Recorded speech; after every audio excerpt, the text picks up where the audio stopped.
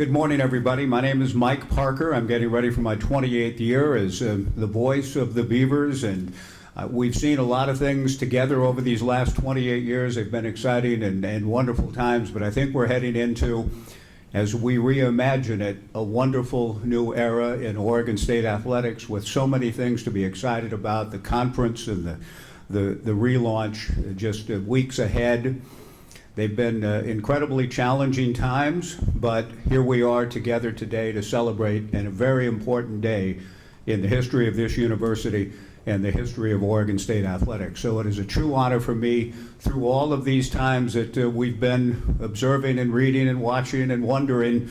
Today we have the opportunity to meet the new leader of Oregon State University athletics, and that process I think will be explained a bit, and we'll have an opportunity for questions and so on. Please make sure your cell phones are silenced for the duration of this press conference. We appreciate that. Appreciate all of you being here. Appreciate all of you watching on the live stream.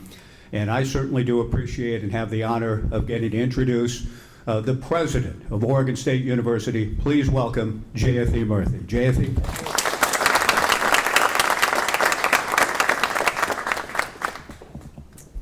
Thank you, Mike, and hello, everybody. Thank you all for being with us on this important day. I am absolutely delighted to introduce OSU's new Vice President and Director of Intercollegiate Athletics, Kevin Griffin. Kevin, on behalf of this amazing university, the OSU community, and Beaver Nation, welcome to OSU. I want to extend a welcome to your wife, Farah, and your children, Taylor, Jackson, and Kennedy. I know your in-laws are here. Welcome as well. Thank you for joining Beaver Nation.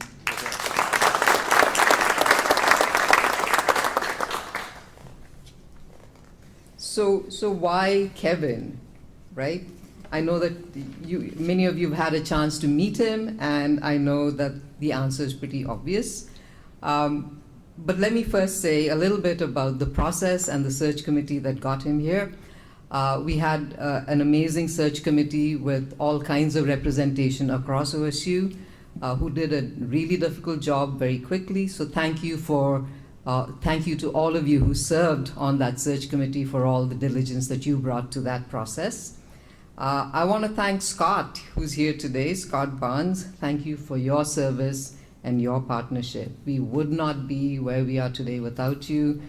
You helped us navigate the whole Pac-12 situation. Thank you so much for everything that you brought to the table there. Thank you, Scott. I want to thank our search firm, Elevate, as well, for bringing us our wonderful new AD. Thank them also for their guidance during this entire time. I will tell you this, when it comes to OSU athletics, we are focused resolutely on the future, and that's why we hired Kevin. And I'm thrilled to see that this news is energizing Beaver Nation, and at this perfect time, a few weeks away from launching the new Pac-12. With so many factors at play in the evolving landscape of collegiate sports, we knew that we needed a proven leader and a brand builder, and that is Kevin. Throughout his career, he's built a strong record of leadership, a strong record of revenue generation, most recently at The Ohio State University, one of the country's largest and most successful athletics programs. A former student athlete himself, Kevin is passionate about ensuring that today's student athletes not only have the resources and support to win at the highest levels, but also to develop academically and to succeed long after their athletic careers. Kevin's hire positions Oregon State athletics for the future with an innovative national leader to aggressively adapt to the ever-changing landscape of collegiate athletics. And we're not the only ones who think so. Silver Waves Media listed Kevin among the top emerging assistant, associate, and deputy athletic directors who demonstrate vision, innovation, revenue generation, and impact on student athlete success.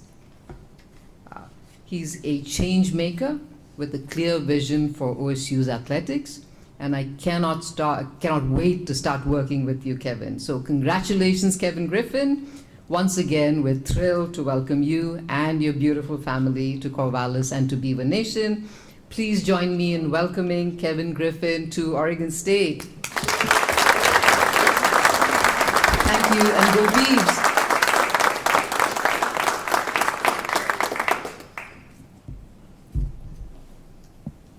Good morning, everyone.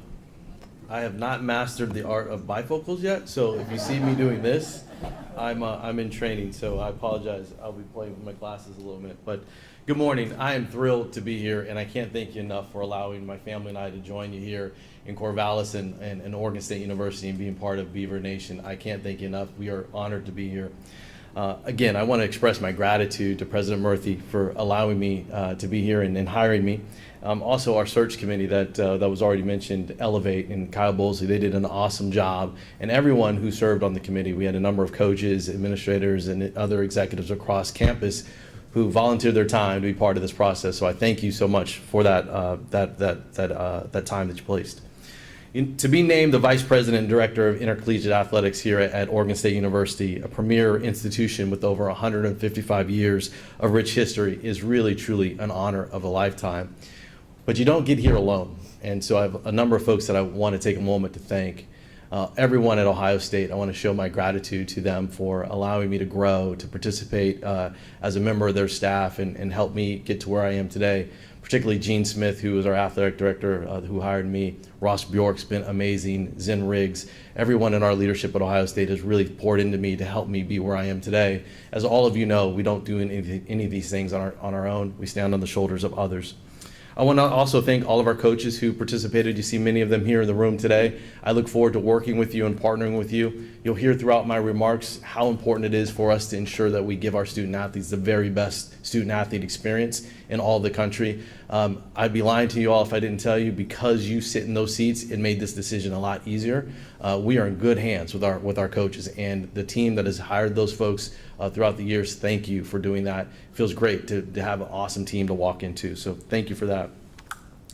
Also want to make sure that we acknowledge Scott Barnes. So Scott has an awesome reputation in collegiate athletics, and it is an honor to get to know you. We exchanged text over the weekend, so I look forward to sitting down with you today and getting to know you.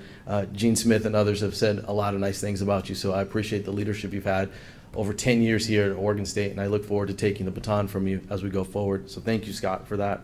And before I go too much further, I have to acknowledge my family. So my wife, Farah, my son, Taylor, my son, Jackson, and our daughter, Kennedy, my father-in-law, Ray, and Ruth, who also live here in Oregon in North Bend, right, out on the coast. So they have been here for a long time. My wife was awesome about keeping the secret about this opportunity. And I think it was last week you called Ray and told him, hey, we're coming out, so you get a chance to be home. And just as way of background, Farrah and I have been together for like our entire lives. We started dating at 15 and 16, so I've known Ray for a long time. While he's a father-in-law, he's also been an awesome mentor for me, so I appreciate that, Ray, and we're glad to be closer to you.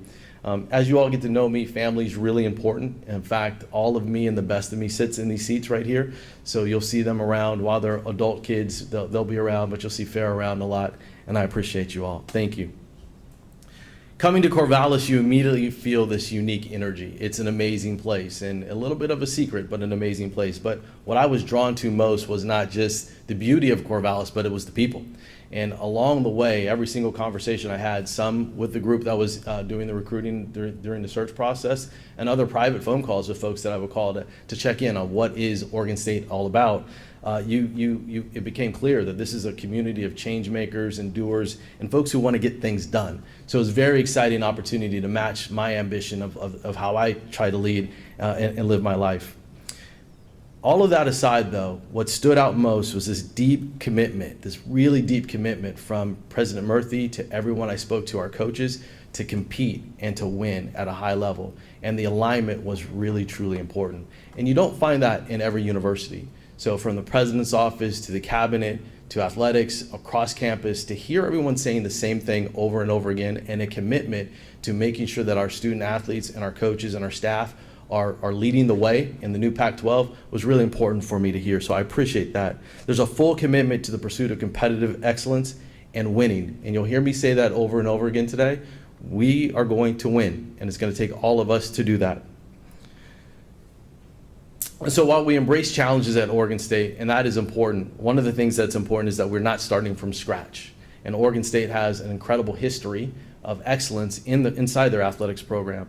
So we see this in the baseball team's 3 national championships.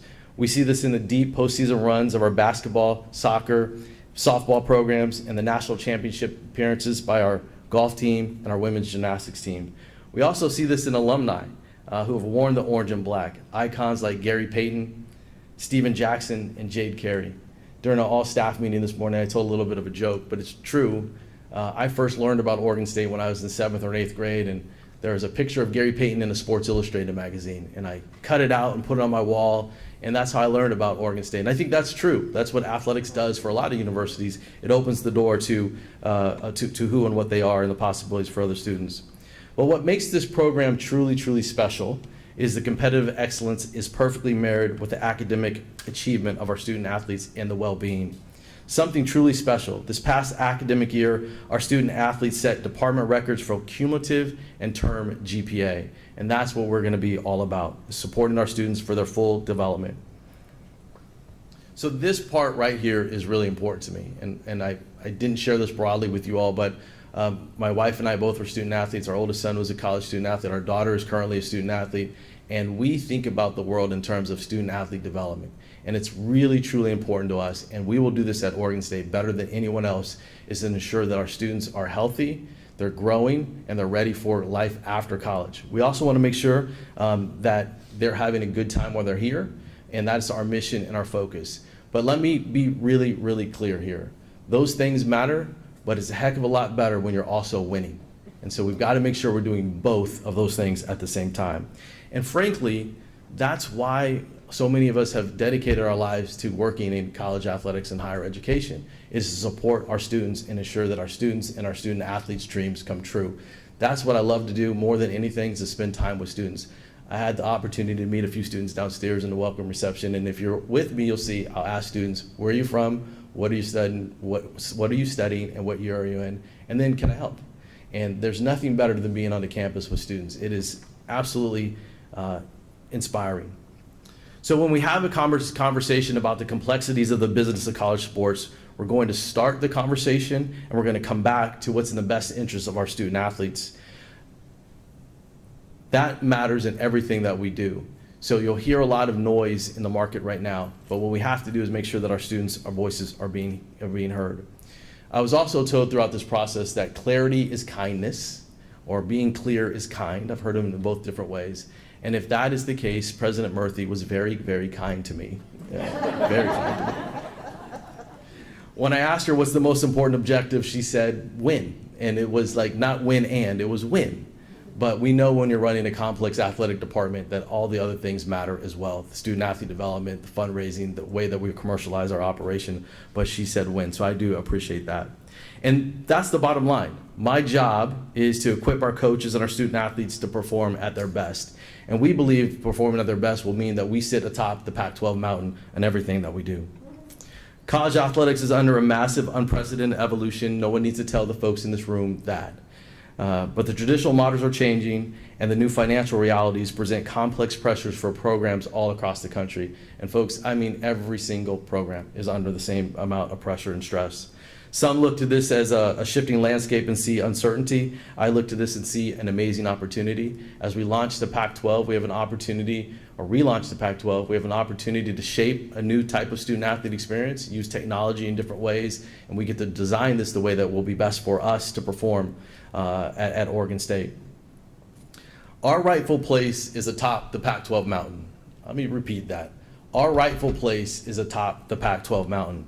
And our teams are going to compete for conference and national championships.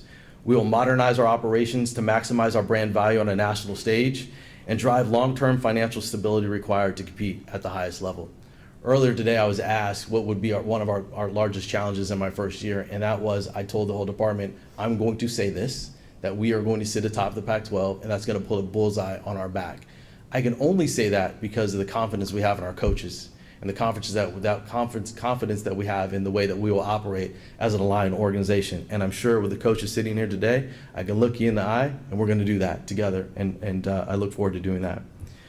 We're going to have a bold vision. We're going to have innovation and be commercially aggressive. We're going to build forward-looking approach to student-athlete financial well-being and empowerment, utilizing a robust name, image, and likeness opportunities and sustainable revenue-sharing models. Our department's organizational structure will be designed to support the student-athlete, drive commercial opportunities, support our incredible fans, and tell the great stories of both our athletic department and this university. We'll also unlock the power of data analytics and leverage the university's immense research strengths to enhance athletic health, performance, and wellness. This is really important to me and something I'm very passionate about. So really, no stone will be unturned, and I look forward to working with all of you on that. This vision can't be achieved in isolation. Athletics provides a vital window into the university, and I'm thrilled to serve on President Murthy's executive cabinet to ensure that the department aligns with and advances the broader academic mission. So now this is going to be the fun part of the conversation. So if you're a Beaver fan and part of our Beaver Nation, I want you to hear this loud and clear. So our alumni, our donors, our fans worldwide, your passion fuels us. We need you. Thank you for your incredible support throughout the years, and we look forward to continuing to work with you. We need you in the stands, we need you in the community, and we need you to continue and invest in the future of Beaver athletics. So let me make this call to action to everyone throughout Beaver Nation, and for each of you, this might look a little bit different. So some of you out there, you might be that Oregon State fan who hasn't flown that Oregon State flag outside your home in a couple of years. I don't know why you wouldn't have, but if you hadn't, now is the time. So pull that flag out of your closet and show that Beaver pride. It's really, truly important. You may not have renewed or purchased your season tickets for football or basketball or baseball or gymnastics. Now is the time. We certainly will be calling, but go to our website, call in, support us, make sure you're getting that done. Now is the time. You might be a business owner, you might be a business leader, and you've not found the right way to connect with Oregon State athletics and to promote your business through a corporate partnership, some of our incredible hospitality opportunities, or the work that we're doing around NIL. Now is the time. We will be calling you, and we hope that you can step up and support us in those ways.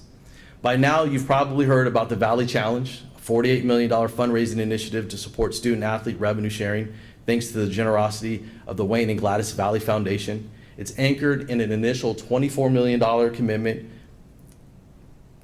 and challenges Beaver Nation to raise an additional $8 million per year over the next 3 years. Let's meet the moment. Now is the time to step up and support us. Please call our development office, our team, reach out to our website. And finally, and this is the fun one, you might be still sitting on the sidelines and you might not be believing in OSU right now for whatever reason. Your belief may have wavered. It's been a tough 2 or 3 years. But I want you to think back to the energy and the excitement that surrounded OSU athletics when Coach Jamarcus Shepard and men's basketball coach Justin Joyner were hired, or when Coach Canada took our team deep into the postseason in baseball. There was a ton of energy and excitement and a lot of pride that ran through Beaver Nation. So if you're still not convinced, that's okay. That's okay. I ask you to keep an open mind. I ask you to keep a positive energy flowing and allow us the opportunity to earn or regain your trust. We have the people that absolutely can do it, and we need you to be part of this. So with a clear focus and a pure heart, grounded in the unshakable foundation of supporting our coaches and making sure that our student athletes' dreams come true, together we're going to reshape the next era of Oregon State athletics. The trajectory is strong, the momentum is real, and the future is bright. I'm ready to get to work alongside each and every one of you. Farah and our family are grateful that you've allowed us to be part of Beaver Nation. Thank you for that. I can't wait to get started. We won't let you down. Thank you, and go Beavs.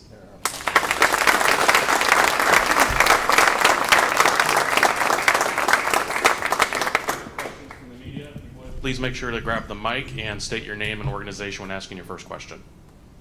James Crepia from the Oregonian, kept to your left. Thank you, thank you. Good to meet Remember the bifocal situation. There you go. I feel the struggle. Yeah. Congratulations and welcome. Thank you. All coaches at every institution want more. They want more for themselves, their staff, recruiting, NIL, etc. how do you look to achieve getting more for all of the programs here, those with rich histories competitively and those particularly with the greatest revenue opportunities and 2 new head coaches? Yeah, I appreciate the question. So first and foremost, we have to spend some time understanding what more means. And so we can oftentimes ask for more, but we need to understand what that means, and then we'll design the way to go get that. So there's some commercial opportunities that aren't fully monetized at the moment or optimized at the moment, and we will start working on that. One of the areas that we will focus on immediately is what is our NIL strategy and what does our NIL staff program look like. And we'll sit down with our coaches to understand their needs, and then we will make sure that we're able to figure out a way to build a roadmap to support that. Obviously, there's a great corporate community here that supports Oregon State University, as well as donors and others who have supported over the years. So we'll start working on that immediately. But it comes down to understanding what truly their needs are and what it will take to be competitive to sit atop the Pac-12. And right behind him, Isaac Streeter, the Portland Tribune. Nice to meet you. Nice to meet you. Baseball is obviously in this current day and age a non-revenue sport in the greater landscape, but with it being so deeply rooted in the university's athletic identity, especially in the 21st century, how do you look to continue to push that boundary for that program and keep funding them at a top 8 level in the country? Yeah, thank you for the question. So oftentimes when you talk about Oregon State athletics around the country, the very first sport people think about is baseball. It's incredible. So it's a treasure for our university. So we will continue to work with Coach and everyone else involved to make sure that we are funding the program at the appropriate level. They have an awesome momentum. They had an incredible season. I look forward to seeing what they'll do as we move into the Pac-12. But baseball is really important. All of our sports are really important. But this morning driving in, when you drive past the stadium and you see 3 national championships, that's pretty big font, right? Like you can see it, and it's a point of pride for the university. So I can't give you all specifics on how we're going to fund or the amount right now, but just know that it will have our full attention.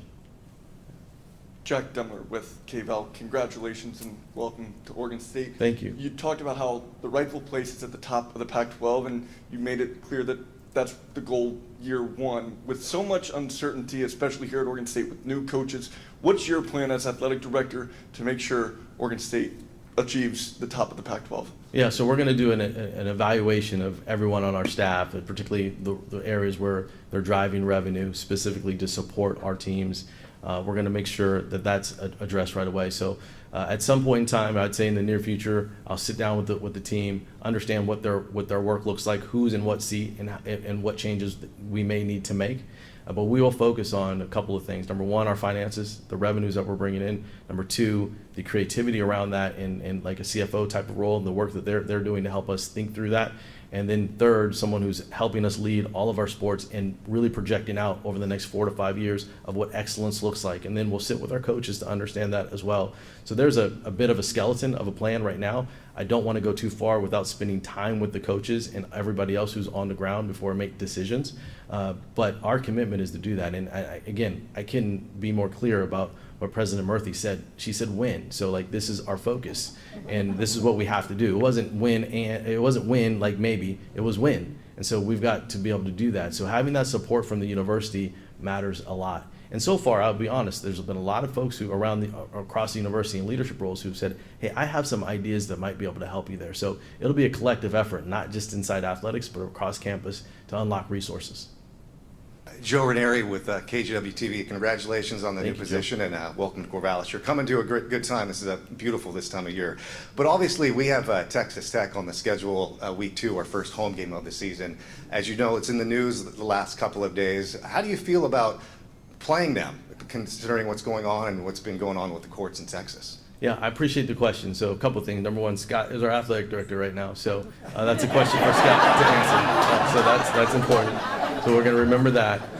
But I do have a call with Teresa later today, I think at 5 o'clock. It's a conversation that we need to have. I don't want to speak about Texas Tech specifically. And I think most folks here know the issue that you're talking about. But I will say this, and it's really important for us to understand how governance and legal work into shaping what we do. That matters. So this is a real issue that you want to talk about Pandora's box, could really open Pandora's box. So the good news is, again, this is Scott's shop right now, a lot of athletic directors and other leaders across college athletics immediately came out and had a point of view, very firm point of view. And that's the type of leadership, quite frankly, we've been missing and we've needed in college athletics to just get us back on track. It was disappointing to see that news yesterday, and I'll have a better comment later, but at the moment I want to speak with Teresa and I want to leave that up to Scott. But thank you for the question. Ethan Browning, Daily Barometer. Hi, Ethan. Here. Again, congrats again. Focusing on the immediate future, you're coming in on the off season, obviously. What are the week one top priorities for you coming in? So, and this is going to sound like a commercial or a cliche, but there's no off season, right? So we're constantly working, we're constantly thinking about how we can get better, we're constantly having conversations with, whether it's from the operations standpoint or the team standpoint or corporate partnership standpoint or the business, we're constantly in motion. So immediately week one is to share with our staff and the appropriate folks the vision that I'm starting to lay out, and make sure that that is something that aligns with what we can get done, and then laying out what we're going to do over the next 90 days, the next 120 days, and quite frankly, making sure that we're ready for football, and Coach Shepard, make sure we're ready to go for football, and then ensuring that we move right into all of our sports in the fall in a seamless way. But as I shared with the team and the staff earlier, this will be a collaborative process. One of my favorite quotes that I learned as a freshman at Ohio State, and it was a quote from Woody Hayes, is that you win with people. And it wasn't that you win because of one person, is that you win with people. And that matters to me. So this will be, everyone's voice will be heard and they'll participate. But we can't get out of the gates and stumble, right? I just said we're gonna sit at the top of the Pac-12. I said that without asking everybody else if they're comfortable with that. So now I get to own that. We all get to own that collectively.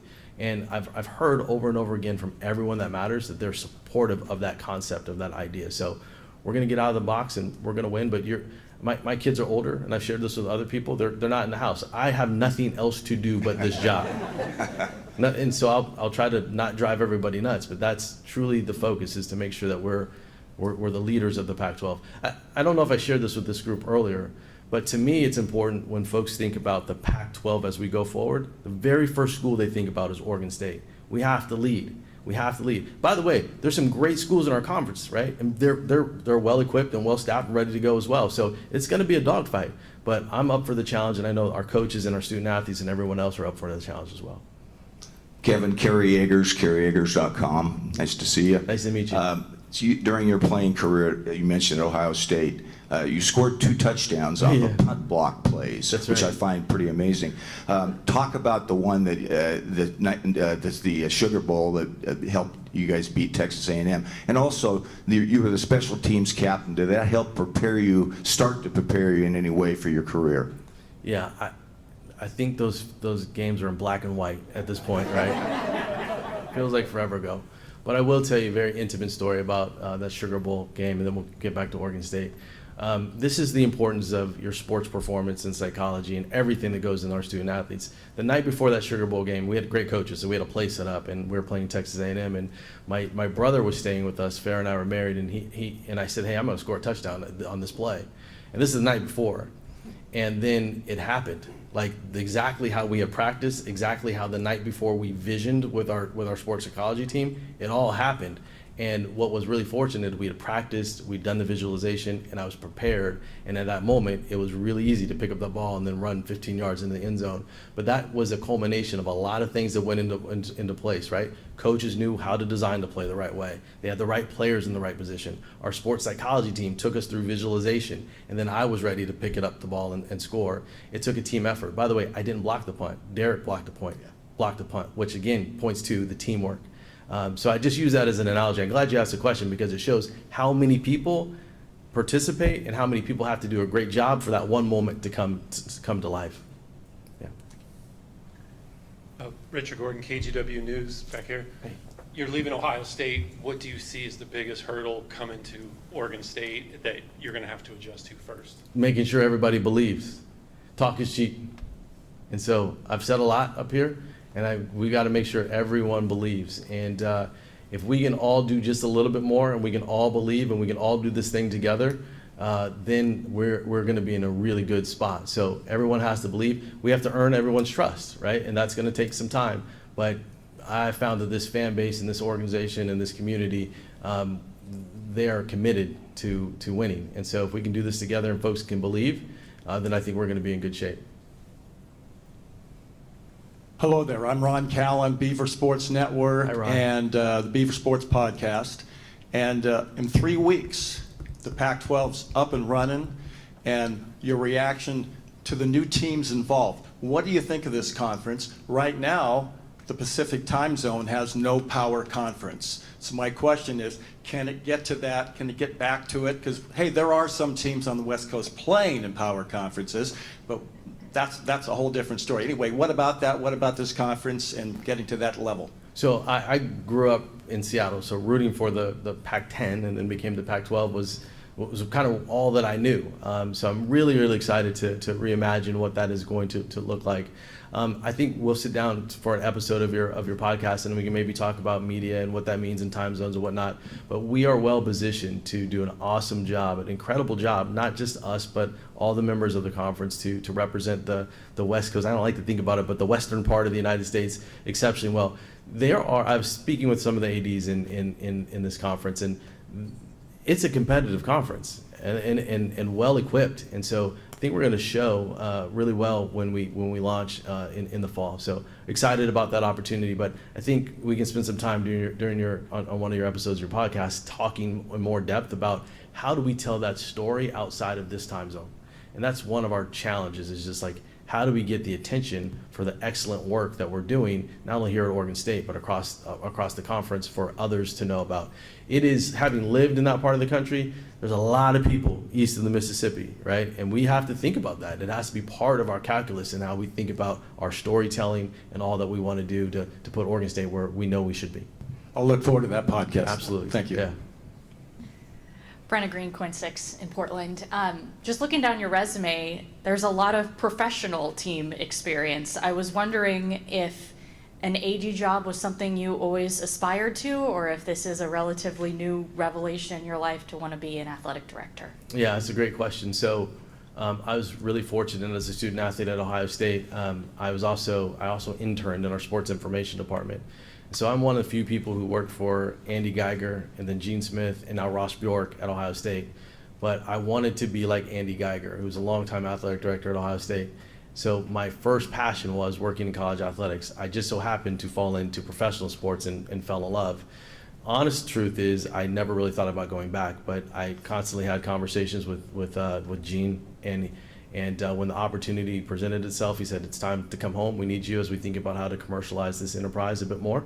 And so I did in 2022. And then once I got there and saw what was taking place, I thought I'd like to be able to do this. What really gets me excited, I think I shared earlier, is the amount of time I spend with students. And to be able to watch them grow. This is my 4th year, so I've watched a whole group go from their freshman year to graduating, and there's nothing better than that. The relationship with their parents, watching them grow from freshmen, watching some of them get hurt and injured and have ACL tears, watching some of them go off and transfer to other schools. That is the best part of my day, is spending time with students and helping them grow. And so that once that was rekindled in me because I was on campus, then it was very clear of what I wanted to do next. Thank you for the question. Do we have any other questions? All right, thank you. We'll have some follow-up opportunities here in a few minutes, but thank you for the opportunity during this press conference. Thank you, everybody. Go Beavs.